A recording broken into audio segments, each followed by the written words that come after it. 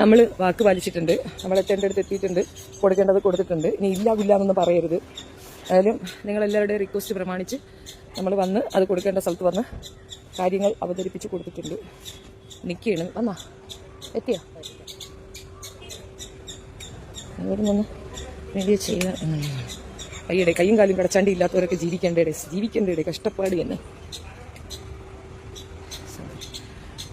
നമ്മൾ ഇന്നിപ്പം വെള്ളിയാഴ്ച ആയിട്ടതുകൊണ്ട് അവർക്ക് പരാതി സ്വീകരിക്കാനൊരു ബുദ്ധിമുട്ടുണ്ടെന്ന് തോന്നുന്നു. പക്ഷേ എന്തായാലും പരാതി ഫോർവേഡ് ചെയ്യാമെന്നും പരാതി തിങ്കളാഴ്ചത്തേക്ക് ശനിയാഴ്ച പരാതി സ്വീകരിച്ചിട്ട് എൻ്റെ ഈ ബുദ്ധിമുട്ടുള്ളതുകൊണ്ട് എനിക്ക് ഇനി വരാനുള്ളൊരു ബുദ്ധിമുട്ടുള്ളതുകൊണ്ട് സ്വീകരിച്ചിട്ട് മൺഡേ ആക്ഷൻ എടുത്തുകൊള്ളാമെന്ന് ഒരു ഇത് തന്നിട്ടുണ്ട്. അപ്പോൾ എന്നെ ഇന്നലെ ഒരുപാട് പേര് സംസാരിച്ചു. നിങ്ങളൊക്കെ ഞാനൊരു വാട്സപ്പ് നമ്പർ തരാം, നിങ്ങൾ അതിനകത്തേക്ക് ഈ വിഷയം അല്ലെങ്കിൽ എൻ്റെ വാട്സപ്പ് നമ്പറിലേക്ക് ഈ കുട്ടികളെ ഉപയോഗിച്ച് അവൾ ചെയ്യുന്ന ആ സംഗതികൾ ഒന്ന് കട്ട് ചെയ്ത് എൻ്റെ ഇതിനകത്ത് ഇട്ട് തന്നാൽ എനിക്ക് കുറച്ച് എളുപ്പമായിരിക്കും. അല്ലെങ്കിൽ ഇങ്ങനെയൊക്കെ കുത്തിയിരുന്നത് കണ്ടുപിടിക്കാത്ത ബുദ്ധിമുട്ടാണ്.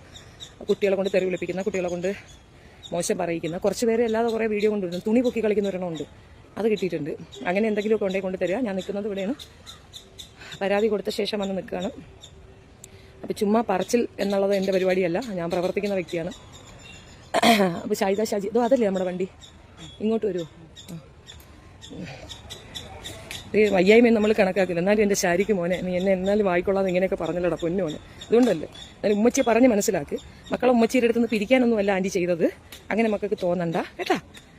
ഇച്ചിരി പഠിക്കാനുണ്ട്. ഇതിൻ്റെ ഉമ്മച്ചിക്ക് ഇത്തിരി ഒരു ഇളക്കമുണ്ട്. ആ ഇളക്കം ഒന്ന് തീർക്കാൻ വേണ്ടിയിട്ടാണ് മെനക്കെട്ട് ഇവിടം വരെ വന്നത്. നടക്കണം ഉണ്ടാക്കില്ല, നടക്കാൻ വയ്യടാ, അത്രയും ബുദ്ധിമുട്ടാടാ.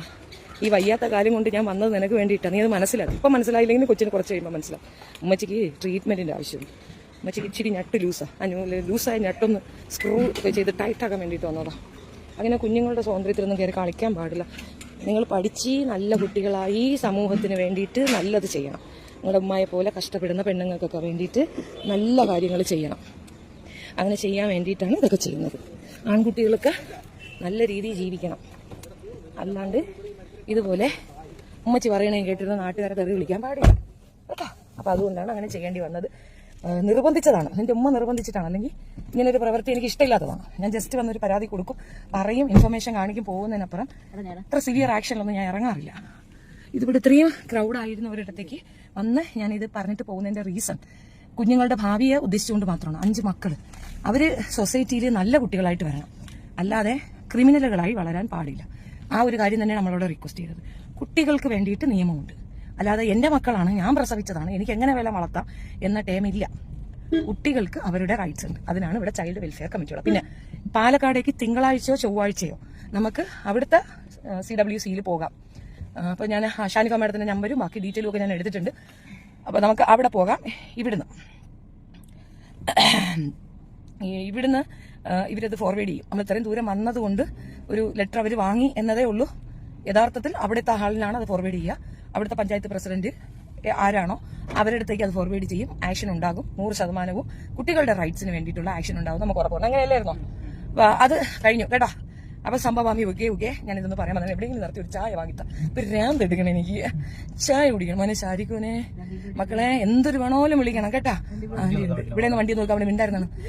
പിന്നെ ഞങ്ങളുടെ സപ്പോർട്ടിനായിട്ട് ഒരാൾ ഇവിടുന്ന് തിരുവനന്തപുരത്തിന് വന്നിട്ടുണ്ട്. നിങ്ങൾ പാവല്ലേ, കണ്ട കൊച്ചു പെണ്ണിനെ പോലെ ഇരിക്കുന്നെങ്കിലും നിങ്ങളുടെ ആരോഗ്യസ്ഥിതി കുഴപ്പമായതുകൊണ്ട് ഞാൻ നിങ്ങളെ സഹായിക്കാന്ന് പറഞ്ഞിട്ട് നമുക്കൊരു ഡ്രൈവർ വന്നിട്ടുണ്ട്. മുഖം കാണിക്കാൻ പറ്റുമെന്ന് എനിക്ക് അറിയത്തില്ല, ചിലപ്പോൾ എന്നെ അടിക്കും. എന്നാലും നീ കാണിച്ച പറയുന്നത് ഗുണ്ടിയാണെന്ന് പറയും. അതുകൊണ്ട് ഞാൻ പറയുന്നില്ല. എന്തായാലും കൊച്ചാണ് നമ്മളെ വണ്ടി ഓടിച്ച് ഇവിടം വരെ കൊണ്ട് നമ്മളെ സഹായിച്ചു തന്നത്.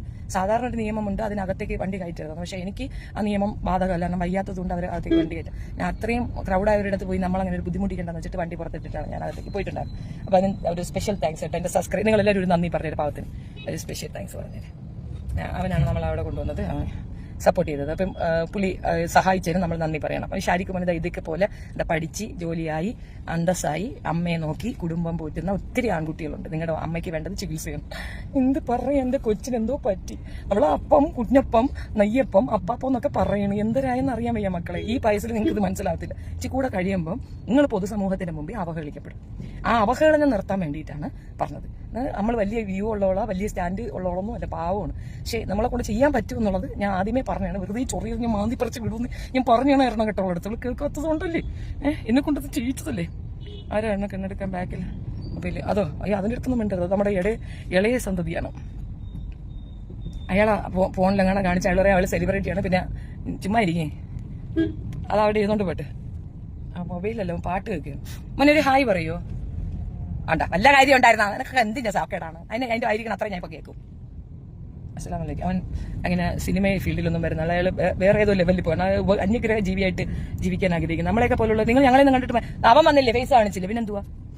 അതുപോലെ നിങ്ങൾക്ക് കഥാകൃത്താണ്. ഞാൻ ഉടനെ ഒരു കഥ എഴുതും. കഥയല്ല അത്, നോവൽ എഴുതാനുള്ള സംഗതികളല്ലേ നമ്മുടെ ലൈഫിൽ സംഭവിക്കുന്നത്. എന്തെല്ലാണെന്ന് എല്ലാ പറട്ടുകളെയും ഞാൻ എടുത്ത് കണ്ടിടും. കുറെ ആയി എന്നെ ആയിട്ട് ഉപദ്രവിക്കും. വെറുതെ എന്നെ കൊണ്ട് ഓരോന്ന് ചെയ്യിക്കരുത്. ഇനി നമ്മളിനി വേറൊരു വിഷയത്തിലേക്ക് നമ്മളെ ശ്രദ്ധ ഊന്നുകയാണ്. നമ്മുടെ ഈ ടോപ്പിക്കിൽ ഇവിടെ താൽക്കാലികമായി നമ്മളത് ഒരു ഭരണകർത്താക്കളുടെ കയ്യിലേക്ക് ശ്രദ്ധ ഏൽപ്പിച്ച ശേഷം ഇനി നമ്മൾ അടുത്ത പ്രോഗ്രാമിലേക്ക് ഇറങ്ങിയാണ്. നമ്മുടെ അടുത്ത വണ്ടി കൊട്ടേഷൻ വന്നിട്ടുണ്ട്. അതൊരു ഞൊണ്ടി കൊട്ടേഷനാണ്. മലപ്പുറം മലപ്പുറം ബേസ് ചെയ്തിട്ടുള്ള ഒരു വൃത്തികെട്ട കല്യാണ തട്ടിപ്പ് വീരൻ, ഒരു ജംഷീർ, അവന്റെ കൊട്ടേഷനാണ് ഇനി നമ്മൾ എടുക്കുന്നത്. ആ നാഖ്യ പറഞ്ഞവന്റെ കംപ്ലീറ്റ് ഡീറ്റെയിൽസും എടുത്തതിന് ശേഷം ചിലപ്പോൾ ഇന്ന് ലൈവ് ഇടും, ഇല്ലെങ്കിൽ നാളെ ഞാൻ അതിന്റെ ഒരു വീഡിയോ ആയിരിക്കും ആദ്യം എടുക്കുക. അവന് ഞാൻ കുറെ ദിവസം കൊണ്ടേ വാണിംഗ് കൊടുത്തിട്ടുണ്ടായിരുന്നു. അപ്പം ഞാൻ പറഞ്ഞില്ല, നമ്മൾ ഈ രണ്ട് വശവും നോക്കണം. ഒരു സൈഡ് മാത്രം കേട്ടുകൊണ്ട് തീരുമാനം എടുക്കുന്ന ആളല്ല. അപ്പൊ രണ്ട് സൈഡും കേൾക്കുക എന്നുള്ളത് കൊണ്ട് അവന്റെ സൈഡ് കേൾക്കാൻ വേണ്ടിയിട്ട് ഞാൻ അവന് 7 ദിവസം സമയം കൊടുത്തു. അവന്റെ സമയം കഴിഞ്ഞിരിക്കുന്നു എന്നറിയിക്കാനും കൂടിയാണ് ഇത്.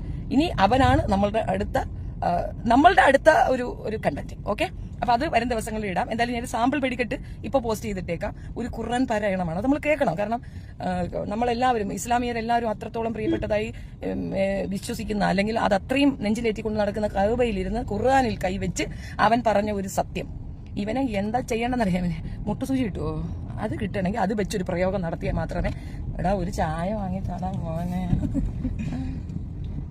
മുട്ടുസൂചി പ്രയോഗമാണ് അവന് നടത്തേണ്ടത്.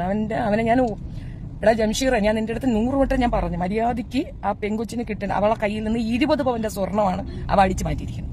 1ഉം 2ഉം പവനല്ല. പെണ്ണിനെ കല്യാണം കഴിച്ചു, പെണ്ണിനെ കൊണ്ടു നടന്നു, അത്യാവശ്യത്തിൽ കൂടുതൽ ഉപയോഗിച്ചു, സ്വർണവും അടിച്ചു മാറ്റിയിട്ട് ഇപ്പൊ റാന്നി സ്വദേശിയായ ഒരു അച്ചായത്തീരെ കൂടെയാണ് ഡിങ്കോലാബി. എന്റെ പൊന്നുമോളെ റാന്നിക്കാരി, 20 പവനും സ്വർണവും പോയി അന്തം വിട്ട് കുന്തം വിഴുങ്ങി വരുത്തി നടക്കുന്നുണ്ട്. ഇനി നിന്റെ സാമാനവും പോകും, അതിന്റെ കൂടെ നിന്റെ സ്വർണവും പോകും.